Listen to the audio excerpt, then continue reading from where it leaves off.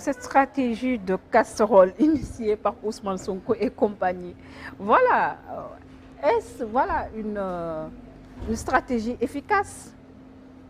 Mais elle peut être efficace. Elle peut être efficace si les Sénégalais adhèrent au concert de casserole. Ça peut avoir un impact si vraiment les Sénégalais organisent des concerts de klaxons à chaque 8 heures pendant 5 à 10 minutes, qu'on retrouve le même schéma dans les universités, qu'on retrouve le même schéma dans la rue. Bah, c'est beaucoup plus efficace que la marche. C'est beaucoup plus efficace. Parce que Aussi, dans les universités, monsieur Si, comme ni nga ko waxee, déjà l'université elle est totalement politisée. Bu ñu waxee université Cheikh Anta Diop, déjà gis nga le ministre voilà Fofana moom mu ne ñoom à la place que casserole bi ñoom ñi ngi invité seen ay militants yi ñu dem vers la musique blues quelque chose du genre. Université ku xam université da ngay xam ne carrément il y a la jeunesse du pouvoir, il y a la jeunesse aussi de l'opposition. Est-ce que foofu mënuñ see xaar aussi quelques débordements bu ñu xamee fonctionnement voilà université? non, en tout cas, c'est sûr et certain que les étudiants ñi nga xam ne ñu ngi ànd ak Yewwi Askan ak opposition bi dinañ def concert. Ça personne n'y peut rien. Déjà ñoom commencé woon nañu bu yàgg. Ils ont anticipé 2 jours avant. Donc l'espace universitaire il est très sensible à ce genre de manifestation. Bon, c'est des étudiants, on peut les comprendre. Maintenant, il ne faudra pas que ça déborde. Ça dit que même ñi nga xam ne ànd nañu ak pouvoir bi nañu bon j'espère qu'ils ne vont pas faire des concerts de casserole. Ils n'ont pas qu'à trouver d'autres formes d'expression pour faire entendre leur voix. Je pense que démocratiquement, c'est ça aussi la démocratie. Dans le campus, la démocratie, elle doit vivre. Que autant tu peux être pour, autant tu peux être contre. Et je pense qu'il faut nous respecter. Bon, heureusement que l'Université de Dakar, là aussi, je pense que les partis politiques ont une bonne responsabilité. C'est-à-dire que nous avons dit que nous avons ce klaxon, nous avons ce casserole, nous avons ce koudou, nous avons ce manifestation, mais il faut respecter l'autre. Vraiment pas de violence contre quelqu'un qui n'est pas d'accord avec toi. Ça, je pense que aussi c'est un minimum de vie démocratique qu'il faut respecter la différence et accepter les autres. Cet appel du 29 à manifester, nous disons carrément les mouvements, voilà, les gens de la société civile, activistes, Y'en a marre, comme nous avons adhéré à ce discours Bobo Ousmane Sonko lancé. Yaakaaroon ne opposition bi bu continuer di radicaliser wu voilà du ñu dem ba am ce qui s'est passé au mois de mars, on a compté 14 morts. Ah, c'est possible, c'est possible. C'est pour ça que bon maa ngi la doon wax que président il faut mu xam ne que fu ñu jëm moom baaxul. C'est sûr. fu ñu jëm baaxul rapport de force mënul wéy ci démocratie. Des démocraties, c'est vrai, respecter la liberté, mais aussi dialoguer. On doit discuter entre pouvoir et opposition. Bon, le consensus, il est toujours possible. Le report des élections, est-ce la meilleure solution? Pour le moment, pour éviter la confrontation, il n'y a que le report. Pour éviter. Maintenant, si on est intelligent pour dire que voilà les vrais problèmes, c'est-à-dire qu'on a tous appliqué la loi, ben on ne s'est pas bien organisé. Bon, les gens peuvent trouver des consensus pour dire que nous allons aux élections, mais avec un consensus, avec des garanties que le vote sera transparent, il sera libre et démocratique. Ça, c'est possible.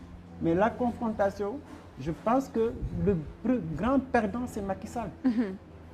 On l'a vu, ce n'est pas une exception historique. Abdou Diouf a été victime de la violence, Abdoulaye Wade a été victime de la violence. Il n'y a pas de raison que Macky Sall croit qu'il va contourner la violence. Même par rapport au bon sens, la rue. Mais la rue, personne ne contrôle la rue. Ouais, c'est vrai. Il n'y a pas une force de sécurité capable de maîtriser la rue. Tout à fait. Le jour ou la nuit, bon, c'est l'anarchie. Et ça, c'est ça qui mène, bon, justement, soit au coup d'État, ou soit, bon, à des morts qu'on ne va pas maîtriser. Et nous, on n'a pas besoin de ça. Déjà, avec cette situation de crise économique, la Tabaski est là aussi. Ben voilà, la Tabaski aurait dû attirer l'attention du pouvoir. Aurait dû. Vraiment, s'ils avaient une bonne lecture de la situation sociale et économique extrêmement difficile pour les Sénégalais, ils n'allaient pas faire basculer le rapport pouvoir et opposition dans la violence. Que Macky Sall, il a bien géré son premier mandat. Il y a eu des conflits, il y a eu des divergences, mais il a toujours su, bon, d'ailleurs, mu génne ci problème, dafa ne journée nationale du dialogue. Et nos marabouts qui sont souvent interpellés bu genre coow yi amee mais dañoo gis ne ñoom dafa mel ni dañoo bëgg a détaché wu si lii nga xam ne waaye politique yi ñu ngi ko nekk di doxal. Qu'est-ce qui justifie aussi ce mutisme? Bon, pour man vraiment heureusement tu soulèves cette question. Président de la République ak majorité bi nañu bàyyi xel ci sëriñ si dañu noppi et c'est un mauvais signe. C'est un mauvais signe parce que xam nañ lu xew am na lu ñu gis ci réew mi. ñoom xam nañ fu ñu jëm baaxul. wante aussi lu ñu constaté mooy que dafa mel ni nguur gi ak opposition yi dégluwuñu religieux yi. C'est vrai. dafa mel ni dafa leen sàppi toog di wax rek que am na lu ñuy xaar bon loolu c'est vrai que waruñu xaar.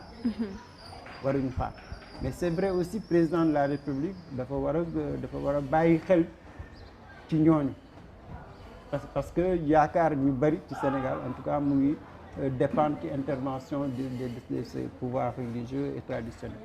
Donc ci ñaar yëpp defe naa waruñu continuer noppi bon mais su continuer defe naa président dafa war a gën a déglu parce que le silence bon ñu noppee ci si fekk dëkk bi mu ngi tàkk bon c'est un mauvais signe.